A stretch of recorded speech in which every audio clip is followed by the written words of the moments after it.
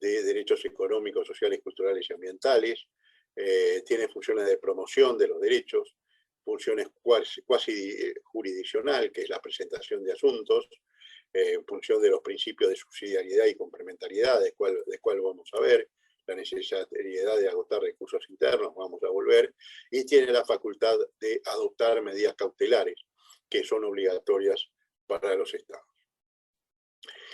En cuanto, es decir, sintéticamente les voy a decir que la Comisión tiene un procedimiento que comienza con una denuncia presentada ante un Estado ante la Comisión Interamericana. La Comisión lo que hace es, le da traslado al Estado y elabora en el proceso dos informes que son fundamentales. Primero, un informe de admisibilidad por el cual resuelve dar entrada y estudiar el caso concreto planteado. Y segundo, lo que se llama el informe de fondo, que es un informe en el cual la Comisión entiende que el Estado ha cometido determinadas violaciones a los derechos humanos y aconseja una serie de medidas para superar esa situación, y en caso de no ser cumplidas esas disposiciones, la Comisión tiene la facultad de resolver o no la elevación ante la Corte. Si nosotros comparamos, ahora voy a hacer una muy breve referencia a los sistemas de ingreso de casos a los tribunales regionales de protección de los derechos humanos. Estamos hablando del Tribunal Europeo de Derechos Humanos y la Corte Africana de Derechos Humanos y de los Pueblos. Tenemos que en ambos casos, tanto en el caso africano como en el caso europeo, partieron de un régimen similar al nuestro, es decir, en el cual había una comisión que actuaba como filtro con el Tribunal Internacional a los efectos de seleccionar los casos que eran presentados ante el Tribunal Internacional. En ambos casos, la experiencia llevó, en Europa ya es total, es decir, ya no es necesario pasar por la Comisión Europea para llegar con un caso al Tribunal Europeo de Derechos Humanos con sede en Estrasburgo, y en África hay un proceso por el cual los estados voluntariamente van aceptando peticiones individuales respecto a sus países que se presentan ante la Corte Interamericana, que van aceptando casos individuales por los cuales el ciudadano o la persona interesada, los sectores interesados, pueden acceder directamente ante la Corte Africana de Derechos Humanos. En cuanto a la Corte está definida, es decir, la Corte está regida por la Convención Americana sobre Derechos Humanos, por su estatuto y por su reglamento. Estos son los tres elementos normativos que regulan integración, funcionamiento y el procedimiento ante la Corte Interamericana de Derechos Humanos. Digamos que un dato muy interesante desde el punto de vista diplomático, que la OEA tiene 34 países miembros, como ustedes saben. El Pacto de San José de Costa Rica, Convención Americana sobre Derechos Humanos, fue firmado por 25 países, pero han aceptado la competencia de la Corte solamente 20 países del total. Al momento de votar a los jueces de la Corte Interamericana de Derechos Humanos, votan 25 países que son aquellos que son miembros de la Convención Americana, porque no olvidemos que la Corte es un órgano de la Convención. Por lo tanto, aunque no hayan aceptado la jurisdicción, los estados que no son miembros de la Convención Americana, que son miembros de la Convención Americana, aunque no hayan aceptado la competencia de la Corte, esos estados son 5, también van a poder votar en la elección de jueces.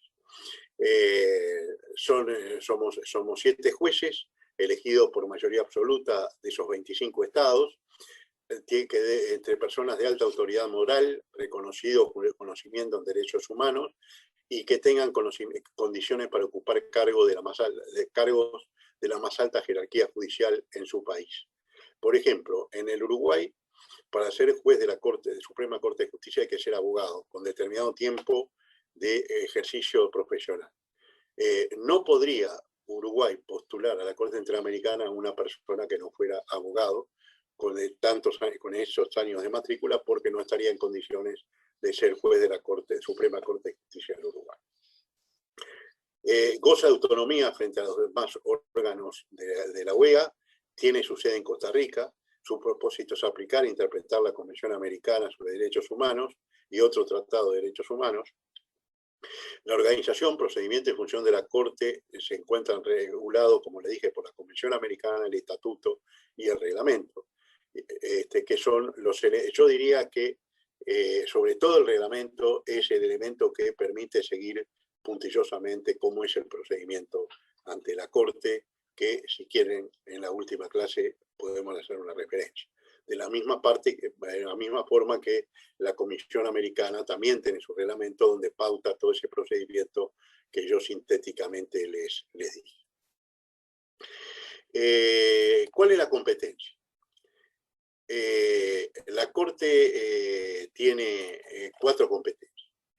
En cuanto a la competencia contenciosa, la Corte determina si un Estado incurrido en responsabilidad internacional por la violación de algunos de los derechos consagrados en la Convención o en otro tratado de derechos humanos aplicables al sistema interamericano. Asimismo, a través de esta vía, la Corte realiza la supervisión de cumplimiento de las sentencias. La supervisión de cumplimiento de las sentencias ha generado todo un proceso y toda una estructura dentro de la Corte creada por su reglamento, por el cual la Corte, una vez dictada su sentencia, sigue haciendo un seguimiento de cómo los Estados cumplen la sentencia. Mañana, cuando veamos la relación de la Corte con Uruguay, vamos a ahondar sobre este tema, pero la base es que los Estados, por el 68.1 de la Convención, se comprometen a cumplir la sentencia dictada por la Corte, y entonces la Corte tiene que, las sentencias no pueden quedar sin una supervisión, porque entonces devendría absolutamente insustancial la tarea de la Corte, toda vez que nadie estaría obligado a cumplir lo que decide.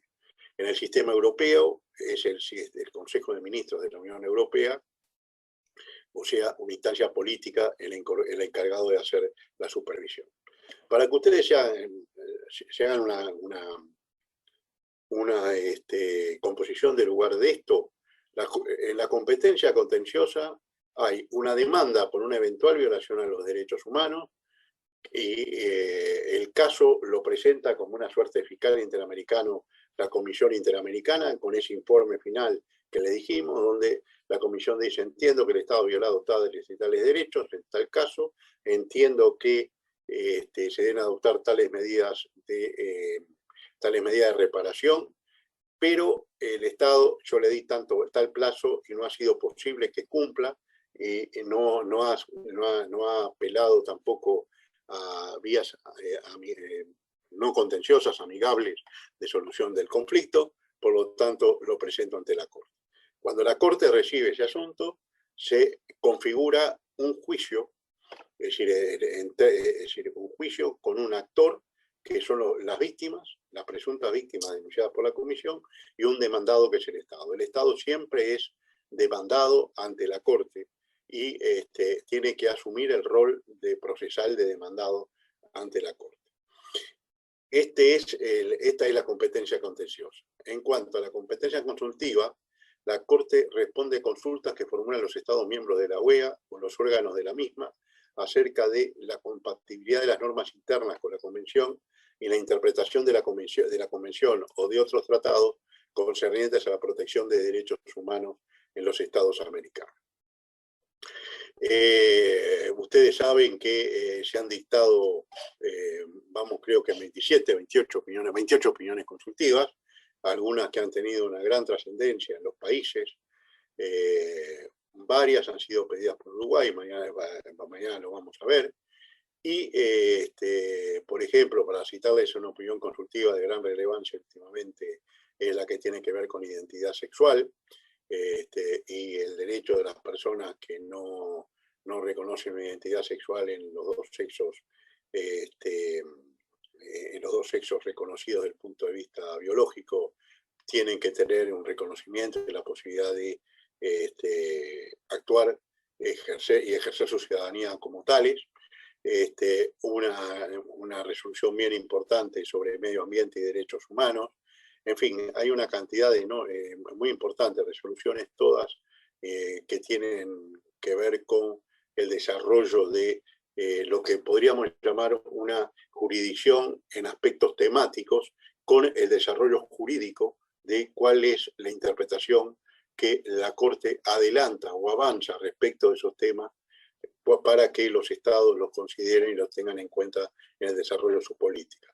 Inclusive la Corte ha desarrollado en la opinión consultiva del 2014 sobre derechos de niños, niñas y adolescentes en situación de movilidad, ha desarrollado la idea de que las opiniones consultivas también constituyen una fuente obligatoria de interpretación del sistema del derecho interamericano por los organismos nacionales. También la Corte dicta medidas provisionales en casos de extrema gravedad y urgencia, cuando se haga necesario evitar daños irreparables a las personas. Estos tres requisitos tienen que comprobarse prima facie para que se otorguen estas medidas.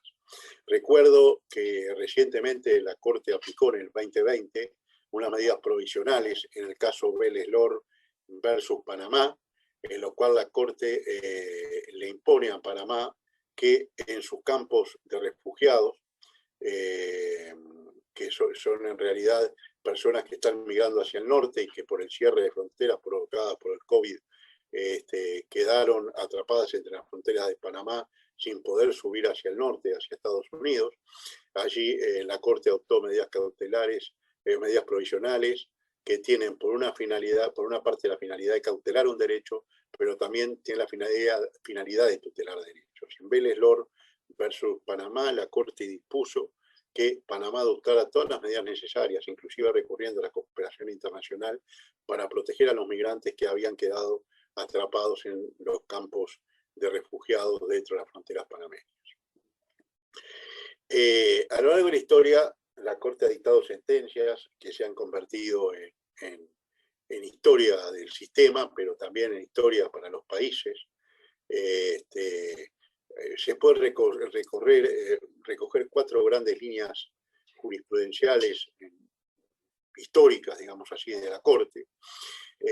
Una primera etapa que empieza con la sentencia Velázquez Rodríguez versus Honduras, es la primera sentencia de la Corte en 1989, en la cual la Corte, sin que existiera la figura de la desaparición forzada, todavía definida como categoría jurídica, dice que los desaparecidos de Honduras fueron desaparecidos forzadamente y crea todo un estatuto que luego, a través del desarrollo de la Convención Americana, del derecho a la vida, del derecho a la personalidad jurídica, del derecho a la libre circulación, al domicilio, etc., crea esta figura de desaparición forzada que luego es tomada por documentos interamericanos y universales. Tortura, justicia militar, justicia de transición, prohibición de amnistías. Derechos humanos de personas y grupos vulnerables. Yo les decía, a partir del artículo 1.1 de la Convención, la Corte va creando grupos vulnerables, sea por la situación o pertenencia a un grupo o a grupos vulnerables, violencia de género, niños, niñas y adolescentes, pueblos indígenas, migrantes, solicitantes de asilo, periodistas, defensores de derechos humanos, etc. Derechos consustanciales a la democracia y al Estado de Derecho. Derechos políticos, independencia judicial, debido proceso, corrupción, impunidad, libertad de expresión como un derecho esencial para la propia existencia del Estado democrático, social, de derecho. Justiciabilidad de derechos económicos, sociales y ambientales, trabajo, seguridad social, salud, el derecho a la propiedad de los pueblos indígenas y su relación cosmogónica con el entorno natural, los principios de reparación integral, daño específico, material e inmaterial, integralidad, medidas de no repetición. Esto va a ser motivo de una de las charlas que vamos a tener con ustedes. Los temas sobre los cuales la Corte ha dictado sentencias se refieren entre otros al derecho a la vida, a la tortura, a la desaparición forzada de personas, a la pena de muerte, a la garantía del debido proceso, a la protección judicial, protección consular, libertad de pensamiento y expresión y su protección en armonía con otros derechos, el acceso a la información pública, a los derechos de los niños y las niñas y las familias, a los derechos de la mujer, a los derechos políticos. Recientemente se han abordado temas como el principio de no discriminación basado en orientación sexual y la identidad de género, los métodos de fertilización in vitro, la esclavitud contemporánea y la trata de personas, los derechos de los pueblos indígenas y la consulta previa, entre otros casos. A través de su jurisprudencia de la Corte, la Convención Americana sobre Derechos Humanos se ha convertido en un instrumento dinámico con la respuesta a los nuevos desafíos sociales y a la promoción del Estado de Derecho y la democracia en las Américas. Les voy a hacer una breve referencia porque quiero hablarles de 2 o 3 temas para redondear esta primera charla.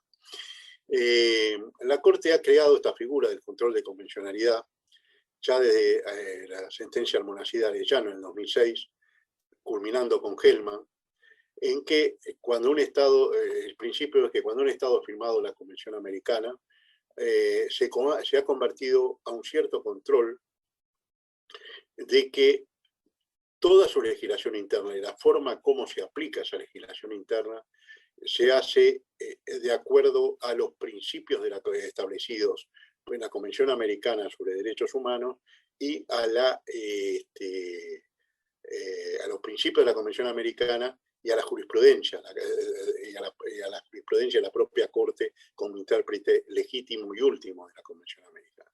Y la Corte dice, de la misma forma que los tribunales nacionales hacen control de constitucionalidad, o sea, de la aplicación de la Constitución en el derecho interno, la Corte tiene la función en materia internacional de aplicar el control de convencionalidad. O sea, que la Corte lo que hace es controlar si un Estado se ha ajustado o no en su conducta a los principios de la Convención Americana.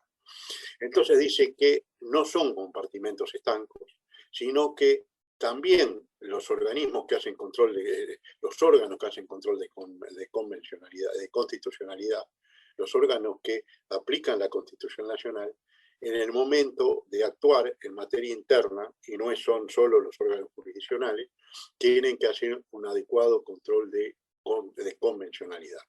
Con lo cual pone al actor nacional, ustedes se dan cuenta, en un primer lugar, también en cuanto a que su accionar jurídico debe ser conforme a los principios de la Convención Americana y a la jurisprudencia de la Corte Interamericana de Derechos Humanos.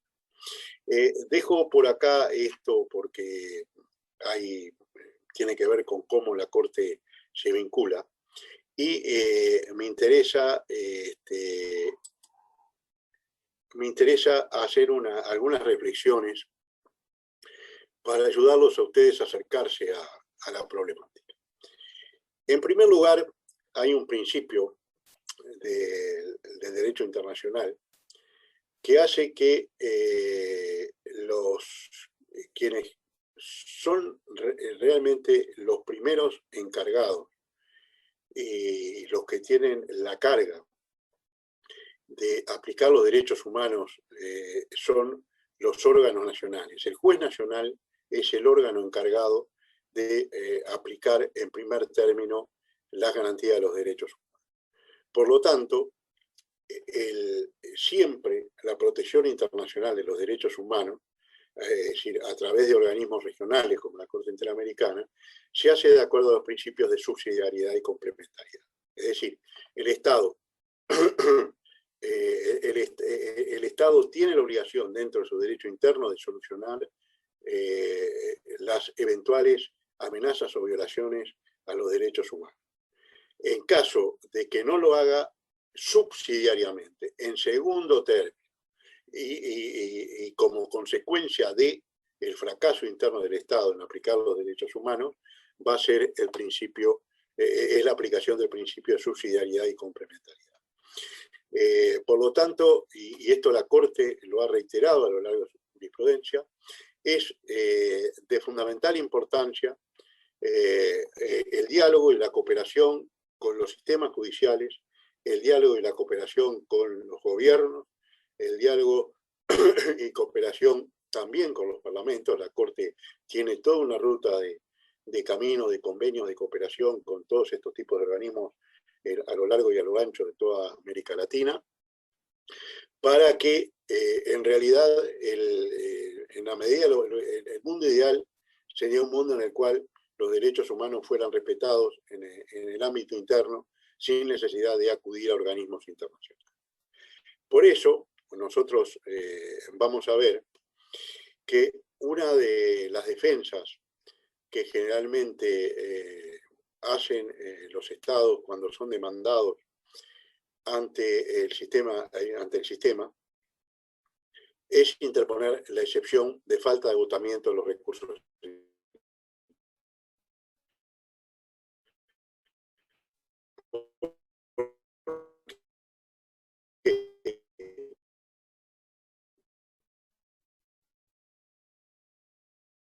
En el sistema interno todavía no está habilitada la jurisprudencia, la poder actuar un organismo internacional. ¿Por qué? Porque el Estado, que es el competente primero, y yo digo el más oportuno, todavía tiene una instancia para una charla. No se habrá agotado. Y seguramente el Estado va a decir, usted no agotó los recursos internos porque tenía este recurso, el recurso de casación, y no lo interpuso. Pero además el Estado tiene que acreditar que no se interpuso el recurso y que ese recurso era eficaz a los efectos de solucionar el problema jurídico que estaba en cuestión, digamos así. El otro aspecto que a mí me interesaba señalar es el siguiente. ¿Cuáles son los criterios? Primero, ¿qué hablamos cuando hablamos de derecho internacional de los derechos humanos? Cuando hablamos de derecho internacional de los derechos humanos, hablamos de un derecho que tiene todas las características del derecho internacional, es decir, son los estados los que se comprometen y se comprometen hasta el límite de los compromisos expresamente asumidos, más allá de que hay normas de ius cogens internacional que son generalmente admitidas, normas vinculadas con la propia civilización o con la propia esencia de la dignidad humana. Entonces, para interpretar los tratados de derechos humanos, resulta fundamental, porque son tratados, los principios y criterios establecidos por la Convención de Viena sobre Derechos de los Tratados. Pero los tratados de derechos humanos tienen algunas reglas propias de interpretación y además, como vimos, tienen los órganos de interpretación. Y a través de su jurisprudencia, la Corte Interamericana ha establecido que en el derecho internacional de los derechos humanos, las presuntas víctimas y las víctimas de violaciones a los derechos humanos son parte, como son parte del proceso ante la Corte Interamericana, son parte también del derecho internacional de los derechos humanos. ¿Cuáles son los criterios de interpretación en general del derecho a los tratados? Bueno, ellos están establecidos en los artículos 29, 30, 31 de la Convención de Viena sobre Derecho a los Tratados, y ahí ustedes saben que las reglas básicas son el pacta sunt servanda, es decir, la obligación de cumplir las obligaciones internacionales por los estados, la interpretación de buena fe de los tratados conforme al objeto y fin, y una regla que es muy importante, que ya está en el tratado, ya está en Viena, pero que es muy importante en el derecho internacional de los derechos humanos, que es que no se puede alegar el derecho interno para incumplir una obligación asumida en un tratado. Y esto es muy importante, porque acá aparece un principio propio de interpretación del tratado del derecho internacional de los derechos humanos, que es el principio pro persona o pro homine. Este principio implica que cualquier norma de un tratado de derechos humanos debe ser interpretado siempre de la manera que mejor contribuya y más ampliamente contribuya a la aplicación a la aplicación de ese derecho, y no se van a admitir ni interpretaciones restrictivas del derecho, ni se van a permitir interpretaciones amplias o amplificadas de las excepciones. Las excepciones siempre van a ser sometidas a un escrutinio estricto de interpretación. El artículo 29, que yo les recomiendo que lo lean detenidamente para mañana, es el que establece los criterios de interpretación de la Convención, donde está esta cuestión del principio pro persona, donde está la cuestión de que no se pueda alegar el derecho interno para negar tratados, ni se puede alegar, y yo les voy a poner un caso ahora muy claro de interpretación, de aplicación del principio pro persona. Inclusive hay una sentencia de la Corte del Uruguay sobre este punto. Luego otras integraciones de la Corte dieron un giro sobre eso, pero ustedes saben que, por ejemplo, el artículo 44 de la Constitución uruguaya establece el deber de las personas a cuidar de su salud y dice que el Estado uruguayo deberá suministrar los tratamientos adecuados a las personas que no tengan medios para suministrar. Si nosotros tomamos la forma como esta obligación está regulada por el derecho internacional de los derechos humanos, vamos a ver que, como todos los derechos económicos, sociales, culturales y ambientales, en estos casos se establece que el Estado tiene que suministrar estas prestaciones en la medida de sus posibilidades y que, si sus posibilidades son insuficientes, tendrá que recurrir a la cooperación internacional. Una interpretación pro homine, comparando ese derecho con el derecho como está regulado en la Constitución Nacional, dice que en el caso del Estado, el Estado no está limitado en su obligación de suministrar estos tratamientos a sus disponibilidades económicas, financieras, de políticas, etcétera, etcétera. Entonces, en este caso, es un caso típico en que el derecho nacional es más generoso, es más amplio que el derecho internacional de los derechos humanos. Por supuesto, generalmente las situaciones son a la inversa, ¿verdad? Pero lo importante es eso. Con esto cumplo cuál era el propósito de lo que yo pensaba decir hoy, así que queda abierta la posibilidad de preguntas. No sé, que creo que alguien pueden pedir la palabra y preguntar, y yo les contestaré en la medida de lo posible, o promover temas de debate. Queda abierto el diálogo. Si alguien quiere romper el hielo.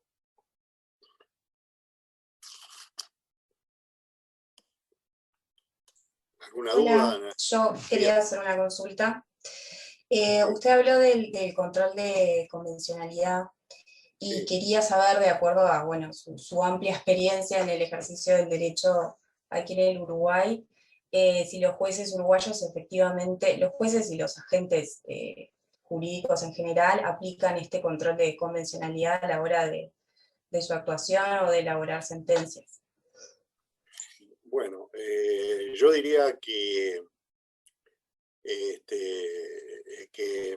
esto es como nos ponían a nosotros en la escuela, puede y debe rendir más. ¿Cuál es la situación? La situación es la siguiente. En el Uruguay tenemos un régimen de control de constitucionalidad absolutamente concentrado. Ustedes saben que el único quien solamente puede resolver la inaplicabilidad de una ley o de un decreto con fuerza de ley a nivel departamental, la Suprema Corte de Justicia, al punto que si un juez, las tres vías de interposición de la inconstitucionalidad es por vía de acción, que es un grupo que se siente perjudicado pide que en términos abstractos se disponga que no se le aplique esa ley, por ejemplo un impuesto, una reforma jubilatoria, que son los casos más típicos.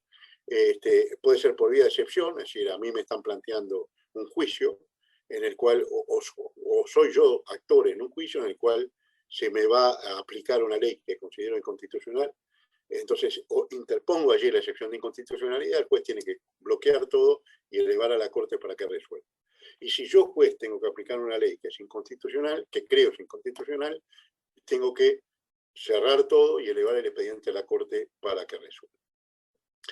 Esto ha hecho que haya una interpretación muy restringida, en el sentido de que solamente el control de convencionalidad lo podría hacer la Suprema Corte de Justicia, porque es la única que puede declarar que una ley es inaplicable o un decreto con fuerza de ley de un gobierno departamental es inaplicable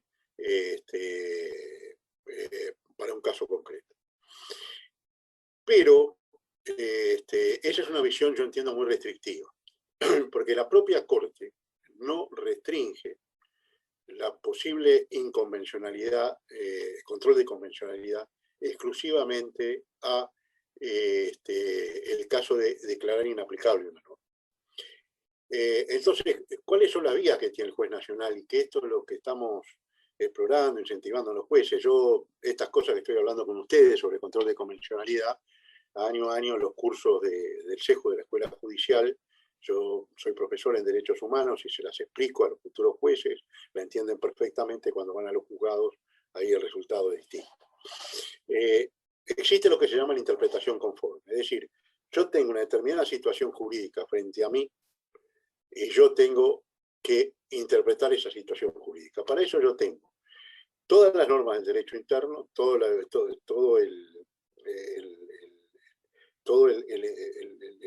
plexo interpretativo del derecho interno, pero también tengo la obligación de considerar en mi argumentación jurídica los elementos que me vienen del derecho internacional de los derechos humanos y de la jurisprudencia de la Suprema Corte de Justicia. Por ejemplo, yo recuerdo un caso, que yo lo he hecho y otros jueces también, pero también me gusta hablar sobre casos que conozco, en este caso porque yo intervine. La Corte tiene una posición sobre las personas privadas de libertad que el Estado tiene una posición especial de garante. Entonces, el Estado es responsable de la suerte que tenga una persona que está privada de libertad, si resulta afectado en su integridad personal, en su vida, etcétera, etcétera. Eso es un criterio de interpretación de la Convención a través de ¿qué? De la protección del derecho a la vida, con artículos 4 y 5 de la Convención Americana. Entonces yo recuerdo que a la Corte se le presentó un caso que fue famoso en el Uruguay, en el cual una persona no solo lo habían matado, sino que lo habían cortado en pedazos y lo habían fritado en una celda del penal de libertad. No era época de la dictadura. Yo interpreté que no eran aplicables en ese caso las normas de la responsabilidad civil común, sino que ahí había un criterio de responsabilidad especial del Estado, reforzada, por lo cual el Estado era el que tenía que acreditar que no era responsable de esa muerte. Y esto es una forma de aplicar el control de convencionalidad sin necesidad de inaplicar la ley a través de lo que se llama la interpretación conjunta. Yo creo que vamos ingresando paulatinamente a eso, que es muy importante difundir lo que la Corte Interamericana hace, difundir la jurisprudencia. Y yo les quiero plantear esta cuestión de control de convencionalidad en otro plano. Por ejemplo, es decir, hay una cantidad de decisiones que toma el gobierno como tal, que el gobierno, por ejemplo, cuando restringe libertades, ha restringido recientemente a través de un proyecto de ley con origen en el Poder Ejecutivo, la libertad de reunión. A los efectos de la libertad de reunión, hay un documento reciente y excelente, que yo se lo recomiendo, que es la Obligación General número 37 del Comité de Derechos Humanos de Naciones Unidas, sobre las restricciones al derecho sobre el derecho de reunión en general, que agota el tema, es un documento breve que agota el tema, y ese documento nadie lo tuvo en cuenta cuando se reglamentó el derecho de reunión en el Uruguay. Y ahí el Parlamento, el Poder Ejecutivo cuando plantea el proyecto de ley, el Parlamento cuando estudió el proyecto de ley, debió haber hecho un control de convencionalidad porque el derecho de reunión está reconocido en la Convención. Y acá hay un concepto que yo también les quiero traer acá, disculpen, no quiero pasarme mucho de la hora, pero quiero descontar el discurso del embajador Cairuz, por lo tanto estoy tratando de tomarme los 60 minutos, pero uno se va entusiasmando con estas cosas. La Corte ha elaborado el concepto del Corpus Juris Interamericano. ¿Qué quiere decir esto? La Corte dice Perfecto, porque eso también está en el artículo 29. Yo tengo que aplicar la Convención Americana, y le voy a poner un ejemplo. La Convención Americana me dice, respecto a los derechos del niño, artículo 19 de la Convención Americana, que los niños tienen derecho a una protección especial de la familia, de la sociedad y el Estado. Pero, indudablemente, primero, no es ni la convención especializada en temas de derecho a infancia, no hay un desarrollo en profundidad. ¿Qué hace la Corte? Acá hay un corpus juris que hace que la Convención sobre los Derechos del Niño y todo lo que el Comité de Derechos del Niño ha producido, más toda la normativa SOSLO que anda por allí, se integran como elemento de un corpus juris interamericano que me permite interpretar y darle un alcance al artículo 19. Entonces, esta cuestión del corpus juris es un elemento interpretativo fundamental para la Corte, pero también es muy bien importante para los gobernantes, ni que hablar de los parlamentarios, y por supuesto, los jueces nacionales. Entonces, todos debemos hacer control de convencionalidad, a mi entender, y lo que hay que trabajar, y creo que este curso puede ser un paso, a los efectos de que ustedes que están llamados a ser autoridades, que ya son autoridades diplomáticas y que van a tener que aplicar continuamente estas cosas, sea desde una embajada o sea desde las políticas a instrumentar por el servicio exterior, tengan en cuenta que en cada cosa que hagan y que estén involucrados derechos humanos, van a estar haciendo una especie de, como decía Almonacid Arellano, de control de convencionalidad. No sé si hay alguna otra pregunta.